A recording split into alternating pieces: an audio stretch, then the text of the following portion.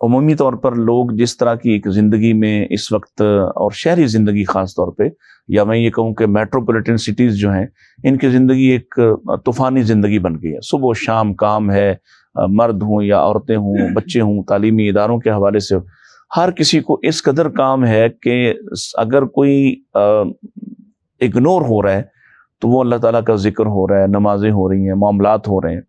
تو یہ جو بھاگ دوڑ ایک تو لگ گئی، اس میں ہم ذکر کیسے کریں اور ذکر کی اہمیت کیا ہے، یہاں سے ہم شروع کریں گے آپ سے، اور آپ بسم اللہ کیجیے. بسم اللہ الرحمن الرحیم. بات کی جائے ڈاکٹر صاحب اگر ذکر کی تو قرآن کریم یا ایھا الذین آمنوا اذکروا اللہ ذکرا کثیرا، ایک تو پیٹرن یہ ہے کہ ذکر کرو اور ذکر میں حد کر دو، کثرت سے کرو. اب کثرت کتنی ہو سکتی ہے؟ ایک ہے الذین یذکرون اللہ قیاما وقعودا وعلی جنوبہم، کھڑے ہو کے بھی کرو، بیٹھ کے بھی کرو اور لیٹ کے بھی کرو. اور سبحوا بکرۃ واصیلا، صبح و شام کرو. ویسے اگر دیکھا جائے نبی کائنات صلی اللہ علیہ وسلم کے ذکر کی جو شکلیں ہیں، وہ میں سمجھتا ہوں کہ ہمارے مطالعے میں تقریباً 7 قسم کے اذکار جس کی پابندی ایک عامی آدمی کو بھی کرنی چاہیے اور خاص آدمی کو اس کے اعتبار سے کرنی چاہیے. مثلا یہ ہے کہ ہمیں جو سوشل میڈیا اور میڈیا کے ذریعے اذکار ملتے ہیں اس سے ہٹ کے جو مسنون ہے اور مجرب بھی ہیں. سب سے پہلے یہ ہے کہ صبح کے اذکار اسے یاد بھی کریں اور اسے پڑھیں بھی. دوسرے نمبر پہ شام کے اذکار ہیں، اور اسی طرح تیسرے نمبر پہ سونے کے اذکار ہیں. چوتھے نمبر پہ فرض نمازوں کے بعد کے اذکار ہیں، اور 5ویں نمبر پہ یہ ہے کہ آپ مخصوص حالات اور مخصوص مواقع کے مخصوص حالات میں مخصوص اذکار ہے. مثلا کوئی آدمی بیماری کا شکار ہے تو بیماری کے اذکار پڑھے، کوئی آدمی مقروض ہے تو قرض کی دعائیں پڑھے، کوئی آدمی علم اور قلم کے ساتھ وابستہ ہے تو وہ اس کی دعائیں پڑھے. ٹھیک ہے. اور 6 نمبر پہ یہ ہے کہ آپ روز مرہ کے جو اذکار رسول کائنات صلی اللہ علیہ وسلم کی تعلیمات میں ملتے ہیں، مثلا آپ کھانا کھا رہے ہیں، مسجد میں جا رہے ہیں، بازار میں جا رہے ہیں، آپ اس طرح کے تمام اذکار جو ہمیں ملتے ہیں روز مرہ کے اذکار جسے کہا جاتا ہے. اور 7ویں نمبر پہ یہ ہے کہ آپ اللہ تعالیٰ کی تقرب، اللہ کے تقرب اور اللہ کے قرب کے مخصوص اذکار ہیں، جیسے سبحان اللہ، الحمدللہ، ولا الہ الا اللہ، اللہ اکبر، ولا حول ولا قوت الا باللہ. گویا کہ جو آدمی یہ 7 قسم کے اذکار کرتا ہے، اور سب سے بڑا ذکر اللہ کا کلام، اللہ کا قرآن ہے. اللہ کے قرآن کے بعد تمام اذکار کی باری آتی ہے. تو آپ اگر 7 قسم کے یہ اذکار کی پابندی اس طریقے سے کریں گے تو میں سمجھتا ہوں کہ آپ الذاکرین اللہ والذاکرات کے اندر آپ کا شمار ہو جائے گا.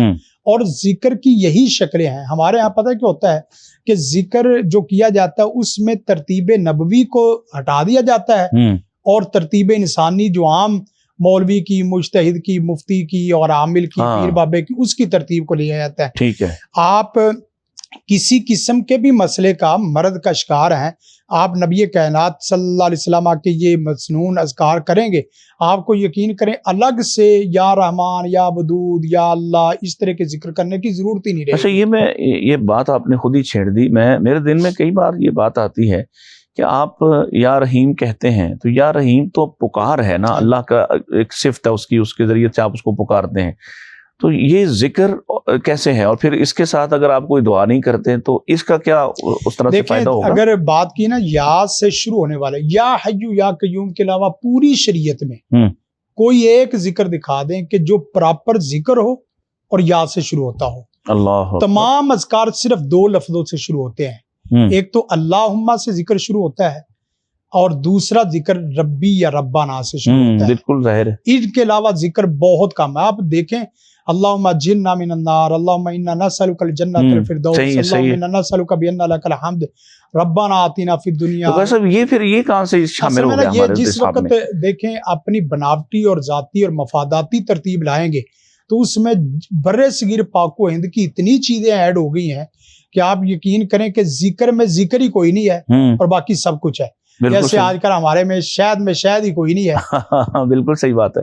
تو اچھا، کئی دفعہ تو ایسے ہوتا ہے کہ اللہ تعالیٰ کے وہ نام بھی نہیں ہوتے، وہ صفات بھی جو کتاب و سنت سے ہمیں نہیں ملتی، تو ان صفات کو بھی لوگوں کو اللہ تعالیٰ کی صفات کی صورت میں یا کے ساتھ اضافہ کر کے تو وہ کہتے ہیں فلاں کام آپ کا ہو جائے گا اگر یہ پڑھتے ہیں.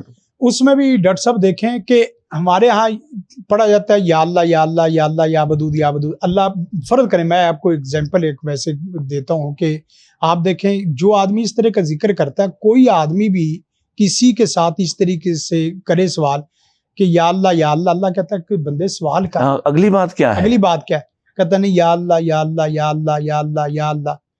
تو اس طریقے سے کوئی بھی آدمی آپ کہیں کہ یا زید یا زید یا زید یا زید یا اللہ اکبر، اللہ یا بکر یا، وہ آدمی کہے گا بھی حضرت آپ صاحب کوئی آگے بولو، آپ کو کچھ ہو گیا یا مجھے کچھ ہو گیا. صحیح بات ہے. آپ کوئی آگے کلمہ بولو. اب کتنا پیارا ذکر ہے، یا حیو یا قیوم برحمتی کا استغیث، واہ، جملہ پورا ہے.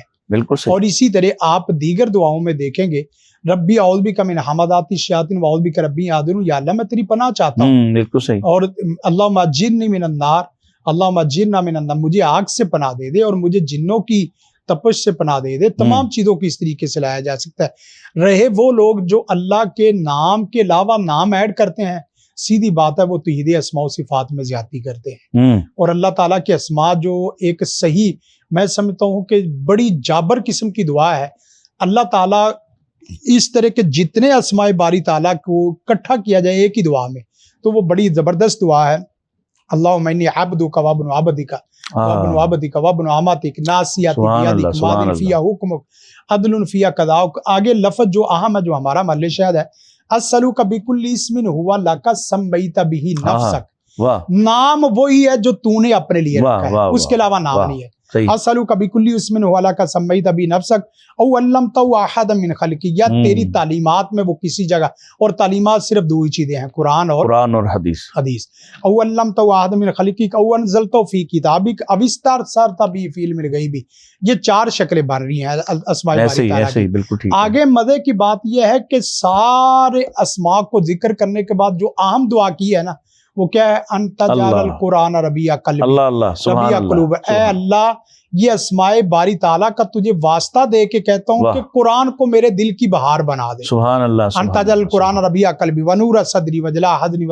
یہ واحد دعا ہے کہ جس دعا کے نتیجے میں پریشانی ختم نہیں ہوتی، بلکہ پریشانی آسانی میں، گمراہی ہدایت میں، بد عملی عمل میں تبدیل ہوتی. سبحان اللہ. یعنی بالکل آپ کی ڈگری بدل، کیونکہ آپ مانگ ہی یہ رہے ہیں نا کہ ہمیں قرآن دے دے، قرآن کے ساتھ تعلق دے دے، قرآن کے ساتھ محبت دے دے. تو قرآن ان ساری چیزوں کا علاج ہے.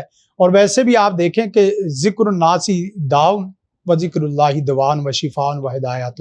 سبحان اللہ. لوگوں کا تذکرہ کرنے اور لوگوں کی ترتیبیں مد نظر رکھنے سے بہتر ہے کہ آپ اللہ رسول کی ترتیب میں آ جائے. آپ کو شفا بھی ہے، آپ کو ہدایت بھی ہے، آپ کے لیے نور بھی ہے، آپ کے لیے سب کچھ ہے.